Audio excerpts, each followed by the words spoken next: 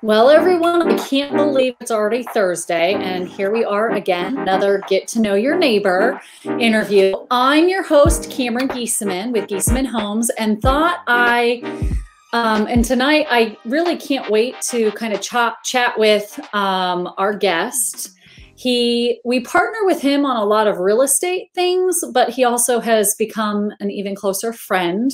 As a quick reminder, each week on Tuesdays and Thursdays at 7:30, we are going to be doing a Facebook Live interview introducing you to amazing neighbors in Fishers, Indiana. Stay tuned during our conversation for our live giveaway, which is a $50 gift certificate to Chili's as well. We would love it if you would also please, as you're watching, give a thumbs up, click the like button, and even if you're watching it right now, if you have a friend or someone that you want to share it with, click the share button and go ahead and do that for us. And then give us a wave or an emoji in the comments below, because that's really the only way we can see that you've joined.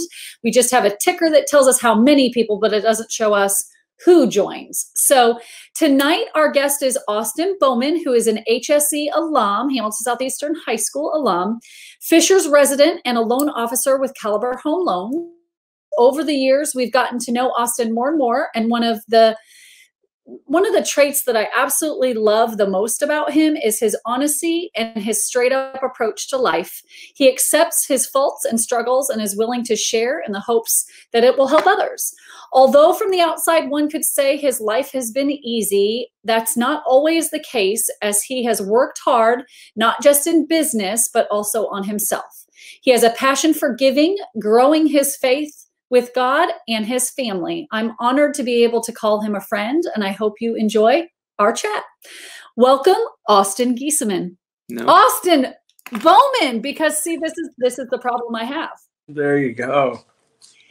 So every time we say Austin in our house, because I'll say things like, hey, I got to give Austin a call. Our son, Austin, is like, Mom, I'm right here. We're like, no, Austin Bowman. So sorry, everybody. It's Austin Bowman, not Austin Geesaman.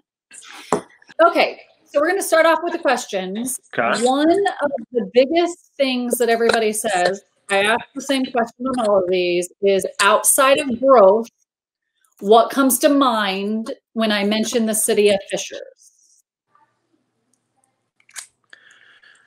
Ooh, that's interesting. For me, Fishers is I've been here 20 years, so I'm somebody that likes to see people I know, and go into a place like Sunrise Cafe where I have a Bible study there every Tuesday morning at 7 o'clock for over a decade with the same people, see the same people, make your food, the same people.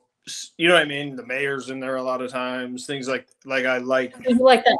My wife is not like that, but that's what I don't. She likes to go out of town. I would rather be in town because I like to see people that I know and say hi to people. She loves being out of town, whereas I feel like I'm someone in town where I see people that I know and I feel okay.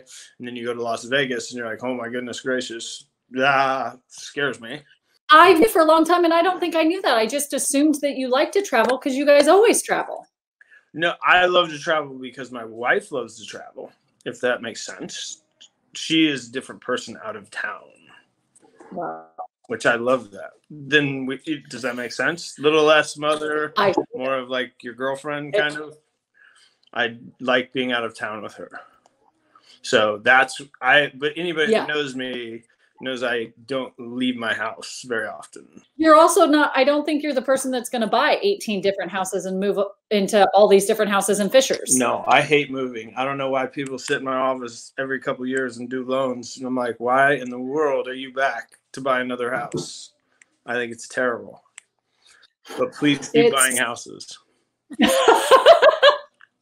Actually, you keep doing that. I'm just going to stay in my house and not do anything. Exactly. We're talking with Austin. He's a loan officer. We use him with a lot of our clients. A lot of clients have used him, so to speak, because we passed his name along. But we're just kind of chatting about his life, why he is in Fishers. He moved here, like he said, 20 years ago. Do stay tuned because we're going to be doing a giveaway tonight. one of the questions will be from what we're asking him. So one of those questions will turn into a giveaway where you have a chance to win a $50 gift card from Chili's restaurant. So we're going to bring him back in and hopefully it's better. Hey, Am I okay, back? is that better? Yeah, that's better. It's hard to tell because when you talk, it's delayed. So what I was saying is that you left Fishers to go to college, but then you still, when you came back, you came here to raise your family. Why is the reason that you came back and to raise your family here? I'd like to be places where I know people, like I said before, and I liked the school system, even though I was there for a year. I liked that there were people like Coach Habeger, Coach Self, who you had on last week. I like that there are good people that are at the head of the school system. I appreciate that, and I want my kids in a school system like that. And like I said, it's a super comfortable place to live and simple place to get around, and you're right near 69, so you can get places quickly. It's probably very convenient logistically in a lot of ways, and I like to be where I know a lot of people. Well, let's talk about your lending side. How long have you been a loan officer? Since I got out of school, so I'm turned 40 this year, so that would be 17 years plus. I know. Was there anything else you wanted to do? Like what I didn't want to do it. officer? I literally got an internship post college, and it was with the company I'm with now, or the guys I'm with now, and I got to the end of the summer and I thought I was going back for a 5th year. And my father was like, I'm the oldest of 5. And he was like, you can go back for a 5th year, but I already told your bosses no tag backs. So I would suggest you start working with them unless you want to pay for your 5th year. So here we are. And I have 4 years of college under my belt with no degree. I don't think I knew that. Yeah, I know. I don't share that with a lot of people. I'm not real proud of it. But look at what you've succeeded with. I always say I tried. You don't need a degree. I tried. I went to IUPUI in the fall while I was trying to work, and I got 2 Fs and a D, and then I just thought maybe it probably wasn't going to happen. Maybe and it wasn't like NASA was trying to hire me, so I was probably just going to do the loan thing, you know? Do you what do you like most about it? I enjoy the relationships of it, like you and I have talked about many times. I enjoy that I get to work with people, real estate agents, financial planners, people that I appreciate. That are generally friends of mine or become friends of mine. Obviously, one of the parts that's been tricky as we move into kind of a digital age is that most of these people now just fill out an app on my website and never come meet with me, which stresses me out because I like to meet with people. My job becomes much more boring. You know, I'm punching 4 buttons on a calculator and talking to them on the phone, or maybe even just emailing. Some of these people just will email and fill out an app. You know, that's just kind of the way it goes a lot of times, which that's not as entertaining for me, if that makes sense. So, I mean, I think. So you like being in the office, meeting them at in your office and having a one-on-one meeting? Absolutely. I appreciate that more. It gives me a better sense of who I'm dealing with, and it gives them, I feel like, some kind of confidence that, hey, he works in an office, not out of his basement, you know, or his garage. And I feel like I feel like there's more mutual respect and they pay attention, if that makes any sense. So those transactions with people that meet with me, I feel like those go a lot smoother on a case-by-case basis than the ones where they don't. Not saying you can't do it that way, but does that make sense? Or am I 100%? Face-to-face contact makes them trust what I'm telling them, because a lot of our stuff is kind of gray, and you know, you're like, hey, that's just an estimate. Don't stress out. This is what we're doing. Right. I do a ton of that, which I don't like. I wish it amazes me that we don't have exact numbers for people right away. It's frustrating, but our world doesn't work that way in the mortgage industry. A lot of it's estimates right away, and you're hoping we can get you final figures a day or two before closing, which stresses people out. And I feel like they're less stressed if they meet with me. Is that fair? You have that personal connection. Do you feel like you also that helps in the long run on if they come back to you in later transactions? Absolutely. I have had a hard time with it, even doing it as long as I have. I have my personal family picture on my email now, just for the people that I don't get to meet. If that makes the statements they get from Caliber have my family picture on them every month, things like that. Like, just because I'm concerned that I don't want to just be another mortgage guy, you know, and that's what it's feeling like it's becoming, you know. So that bothers me a little bit. Good agents that I work with, like you guys, that have people that trust them, and then when you send somebody that starts to work with me, they've trusted you in a way that I don't need, even though I would like to meet with them. They behave like they know me because they trust you, if that makes sense. So you know what I mean? So I do get that with the agents that I've worked with for a long time and things like that. I can deal with it. Okay, for our viewers, to at least just give them a little bit of information about you from the standpoint of, okay, yes, you're a loan officer, yes, you're with Caliber Home Loans, but can you at least just speak on what kind of loans? Are there any? I guess more of the question would be, is there any loan you don't do? But can you say what you do?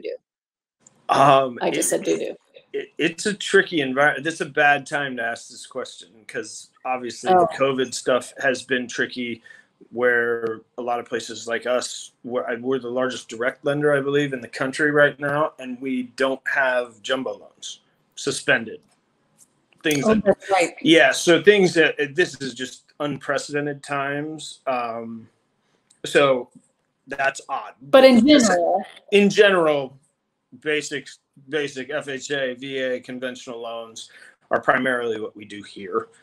Usually we have portfolio loans as well, which would be out of bankruptcy, things like that. Those are suspended as well. Sad. This is terrible advertisement, but it is where we're at, unfortunately. And that advertisement, there's plenty of people that are still doing FHA, VA, and conventional, right? Yeah. And so we have to keep cultivating those. And just like anything, the last time this happened and things got shut down, it opened back up, right? Mm-hmm. Agreed. So we just hope that it'll open back up again, right? Hope that when that opportunity comes, they know that they can call Austin and hopefully potentially use it, For sure. It'll open back up. I'm not worried. No, I'm not either. What brought you to Fishers? Like, why did your family pick Fishers? Like, what? My parents are from basically Carmel, Indianapolis. They went to North Central and Lawrence North, but their parents live in Carmel, so we were probably going to move back here at some point. My dad's job, his main account was in Connersville, so he drove from Peoria to Connersville all the time, and finally we just ended up, why don't we just move to Indy? Which was weird to move to Hamilton Southeastern for my senior year with carpet and air conditioning and all the nice cars. It was confusing, but that's how it went down. That is hilarious. Yeah. It had air conditioning. Did your school back in Peoria didn't have air conditioning? No, and my Mitsubishi Galant with hail damage all over it was actually, I felt like it was a pretty cool car there. It was not Hamilton Southeastern. Yeah. It was a culture shock. Culture shock. It was just like getting kicked out of Taylor University and ending up at Indiana University. So I had it high school, same thing, college, same thing. So, okay. Fair enough. That's a fair connection, Cam, right? That's a very fair connection. I think that's definitely a fair connection. I have this question in my head and it all of a sudden disappeared because while you were talking, I was thinking of it, but then you said something and then my brain went bye-bye. Oh, I remember. Okay. It's at least better than, a Ford Escort with a bullet hole in the side. Wow. How'd you get the bullet hole?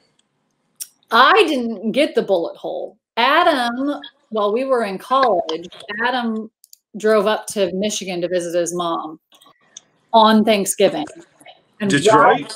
while he was driving up to Michigan, driving home from Michigan, my person sitting next to me is correcting me. The producer, Adam. Anyway, he's driving home and he hears this thump in the car, and he doesn't know what it is, and he kind of looked around, and then he stopped at the gas station and walked around his car and gave me a call and said, I got hit by it was like a slug, like deer hunting. Somebody was deer hunting, and it went through the door panel, not the glass, through the door, and landed, and the slug was on the opposite side in the footwell. So he's a gunshot survivor, basically. Right. Yeah. Yep. Gunshot survivor. We can call him that. I like that. Bourbon drinker, gunshot survivor. Love the guy. That's why his lungs are so big. I didn't get hit. He didn't get hit. It was the backseat. Anyways, it scared the living shit out of me as he was calling me driving home. And I'm like, are you sure you're not going to get hit again? Like, that was my word. Anyways, so one of the reasons I wanted to bring you on is we were talking about Fishers, and just, one of the things that I love about Fishers is, although it's gone from like 8,000, residents, and when you kind of came here, to now having almost 80 to 90,000 residents. It's still, like you said, you like to see people when you walk in places and recognize them. It still feels small. Like, it still feels like a really quaint community.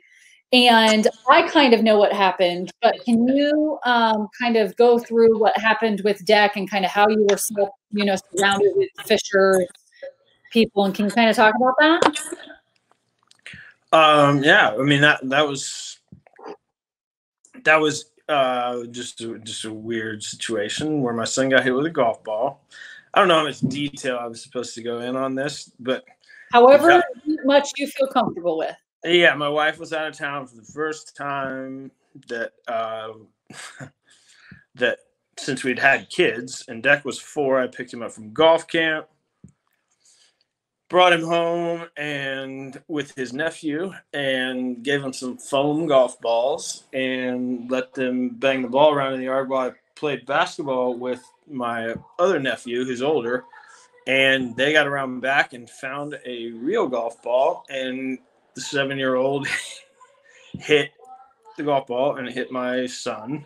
He comes running around the side of the house, and I thought he got hit with a club because it looked so terrible at the time, and rushed him to the hospital. They would not scan him because he was a kid and he seemed okay, but it had hit him right here.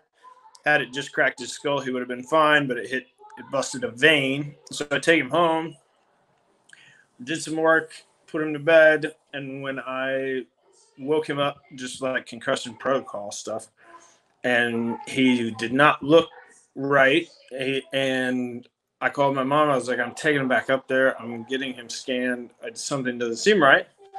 And by the time my mom got here, he had thrown up. Now I'm losing my mind and going to see how fast my car can go down Brook School Road. And as soon as they scanned him, it was bad. Like, they knew all the like polite nurse chatter was gone, and you could see it if you'd ever seen CSI or any TV show. The scan, they put it up in front of me in the lobby, had a big like black part, and you were like, and I sat down Indian style and cried because I knew it was bad. And so they said, Dad, you can't follow the ambulance, you can't go in the ambulance. Just rushed him to Riley, get there for a 4 a.m. surgery that was supposed to take 2 hours because the doctor who saved his life was super tedious, supposedly, which she's awesome. And at 6:30 a.m., 2.5 hours in, I got a call in the waiting room. I was sitting there with a couple of buddies of mine, my father and her parents, and she's trying to fly home from Denver. And they asked me if I could approve a red blood cell transfusion to keep your son alive, which I thought they were calling me to tell me he was okay. And you can see, whatever. I was like, obviously, yes. But then I'm melting. and I sat there for another 2 hours, and at 8:36 was when I finally got the call to go meet Jody Smith, who saved his life. And she told me to calm down. He's going to be okay. He's going to make 100% recovery. She told me that right away. Then showed me some gruesome pictures. She lost him a couple of times on the table. Crazy story. But she said he'll probably be out of here in a couple of days. You're going to have to keep him from running and jumping, which is crazy. But she's, yeah. So, and then obviously, you know, people brought us food, like I'd had a couple of babies, or you know what I mean, like every night people were bringing things. Why I like to live in a place where you know people and whatever. Yeah, the support for something like that was intense, and definitely why I like to live in a community where you know people and build relationships. One of the things you absolutely loved is everybody really just came to support your family. Oh, for sure. I mean, you even said people you didn't even know that hadn't talked to in forever that were like stepping up, you know? Yeah, I posted something at like 7:30 a.m. when I was really getting desperate, and I like picked up a cup of coffee that I couldn't hold on to because I was shaking so bad and scared. I posted something like on Facebook, which I don't usually do, and I think it got like 95,000 shares or something insane. Like I saw it in the UK, like I guess, and it was just a picture of my son and where the golf ball had hit him. But yeah, you were like, wow, if you throw a cute little kid on the internet that's dying and people go crazy. I was just asking for prayers because I was lost. And, but yeah, that was, I guess, more than just fishers. So. Right. So what can you say? This is going to be a loaded question, but what would you say changed in your life after that accident? Ooh. I know, sorry. That was a loaded one. Oh, that's tough because I remember saying to Ryan Allward something along those lines about, man, I feel like I prayed that everything would be different, and I'm going to be just so loving and so gracious. Just give me my kid. I'm so sorry. And I remembered it was like August because the accident happened in like June when I talked to Ryan about it. And I was like, man, what is God trying to show me? Oh, this is too deep, probably. But he explained, I won't go there because I'll cry and that's weird. But he explained kind of what I felt like in the waiting room was I just wanted to be by my kid. And if I lost him, and I was, you know what I mean? He was like, yeah. Don't you think that's the way your Heavenly Father feels about you? Yes. And I was like, okay, because I thought I was supposed to have some massive transformation from getting my kid back because he died, basically. And I wish it had changed me. It took a couple more years, probably, before I did some counseling and some stuff like that and unpacked. I started to struggle with some anxiety and depression, and I didn't know why. And obviously, thank God I did some counseling and therapy because I didn't understand the impact it had had on me. I wanted it to have an impact, but I just didn't know what it was, if that makes sense. And I wanted it to be just really, really good, and I was just going to be this sweet guy, and I wasn't. So that bothered me, which created some issues interpersonally. So, yeah, that was a lot. That was almost 4 years ago. So, yeah. I will say, because I was there the 4 years ago, not like with you, but would get with, like have conversations with you because we would have lunch versus now when we get together, I'm sure Ryan would say this as well because I've had conversations with him that I see a difference. I'm definitely softer, which is good for sure. It took a long time. It just took somebody just listening. 2 ears, one mouth for a reason. I struggled with listening, and listening to someone like a counselor that's just an unbiased third party help you pick apart stuff has been amazing, honestly. So I just need to listen. Found that, right? And you were able to get through that, because that's the hard part, right? If you would have let it keep doing, that would have gone nowhere. Yeah. And I was spinning in circles at that point in my life, trying to figure out what was not well, because you, like, for people like myself, I'm a very perspective driven person that thinks as long as I can wake up in the morning, make the right choices, feelings will come, kind of thing, check boxes, and be super thankful, because of, like, living in fissures is completely different than what's going on in other parts of the world. So, but that also makes you somebody that doesn't feel things too, which is what I was avoiding, if that makes sense. Everything's good. We're good. We're good. Look, I checked all these boxes. Interesting. Right? Well, and I even do that. Let's be honest. There are times you and I are similar in the case that we get immersed in our work, right? It's funny because I would have, if I were an outsider, like, I knew what was going on personally, so I would always try to give you that grace. But, like, I think for somebody that was looking at you as a true outsider, that's why I said they might think that you have it all together. Yeah. Because we just push through it. They tell me that all the time. They're like, you would never know that you've had depressive thoughts. So, and I operated under, I operated like that, where you don't have any reason to be sad. There's people dying of starvation. There's people dying. You know what I mean? Like, where you're like, hey, you're able to put food on the table, jump in your car and drive to work, and you're healthy. Like, that's a huge thing in the world today, right? And that also creates somebody, like I was saying, that doesn't really feel anything, because you're just move. I don't want to feel anything because I can't be woe is me. Life is good, way better than most, right? Well, and it does come back to that work aspect. I mean, I think my sister 100 times will say, "Hey, if you want to talk to Cameron, become a client." Which, I need to say that, but you probably get it as well. It's like, I don't always have time to sit and chat with you, because if we're not talking real estate, right? Yeah. Sometimes we just don't have time, because my priority, and that can be good and bad, but sometimes my priority is my client. For sure.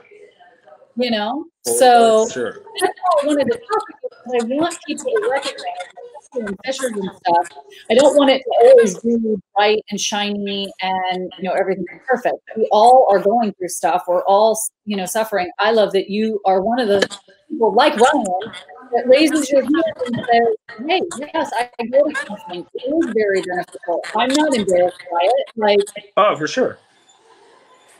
I just think it makes, in my opinion, from my perspective, it makes you a better lender, because you are a human being. Yeah.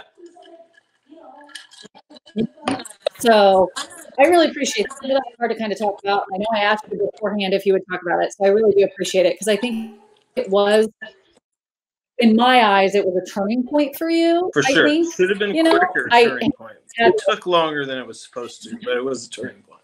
I feel that had to affect Deck, but yeah, he's so cute. So we'll kind of cut back. Adam has picked out a question for the giveaway, so we'll go ahead and do that. Anyways, you'll comment below with the answer, and then you can win $50 to Chippy. That's who is sponsoring tonight's episode. So the question is, it's not hard, guys. What high school did Austin graduate from? It's a really hard one. The last time I graduated. I think the last time you graduated.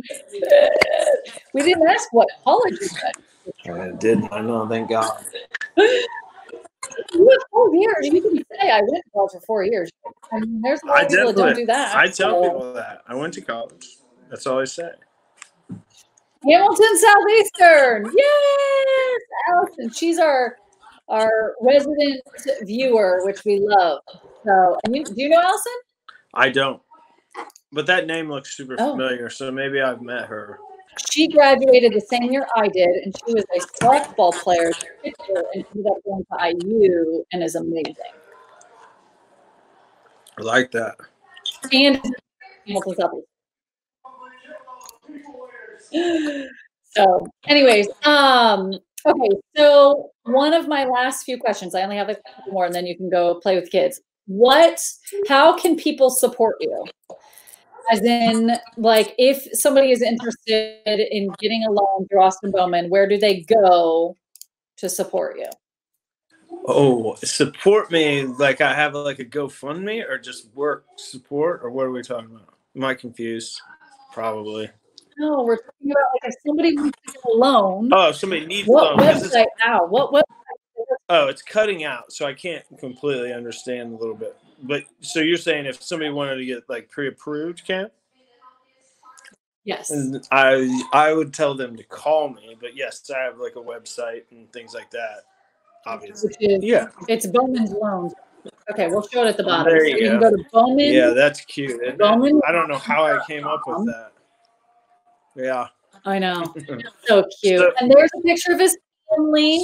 And I just want to say, Abby always takes the best pictures and plans out the outfits for family photos. Yep. She's the best at that. So you can go to his website, bowmanloans.com. You can also call us because we'll connect with him anyways.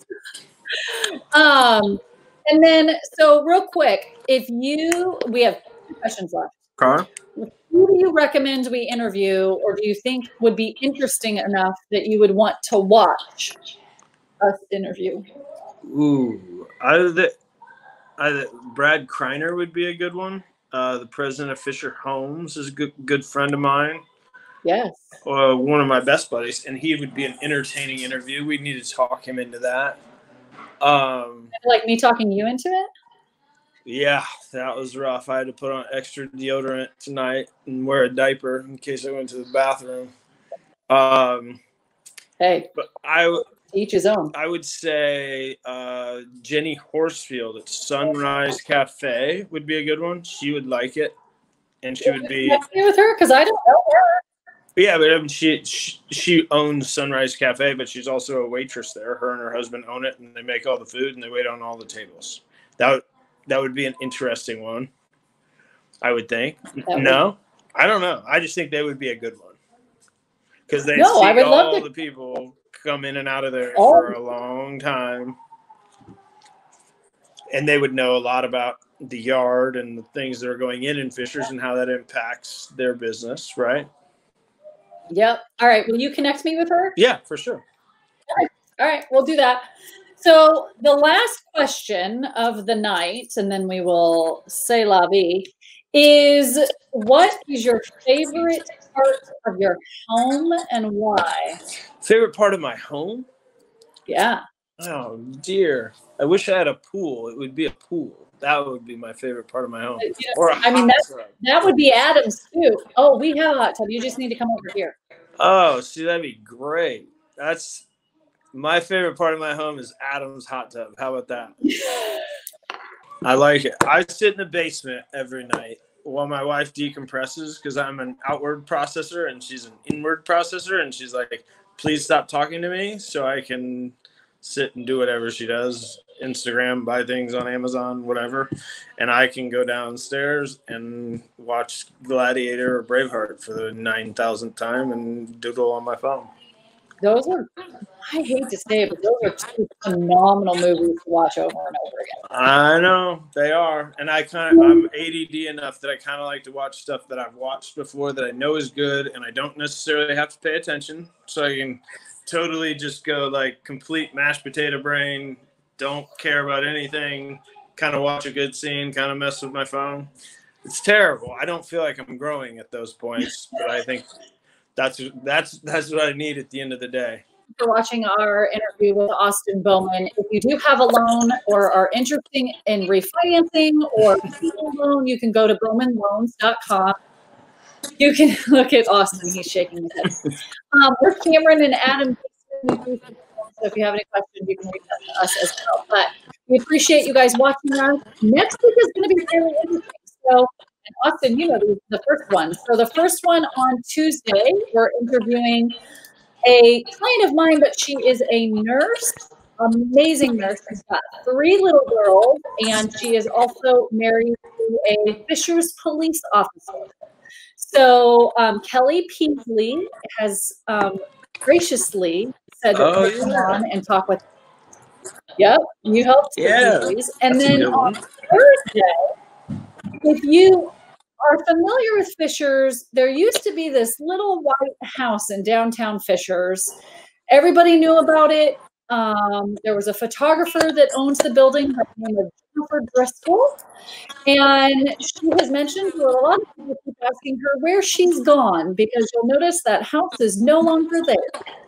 So on Thursday, we're going to chat with her, and she's going to tell me where she's at and give us a little bit of details on what Jennifer Driscoll is up to. She is still doing photography, so that'll be fun to talk with her and kind of hear about the Fishers history as well. So make sure to stay tuned on Tuesday and Thursday of next week between 7:30 and 8:30. And if you have any questions for Austin, feel free to put a message below. And you guys all have a great night.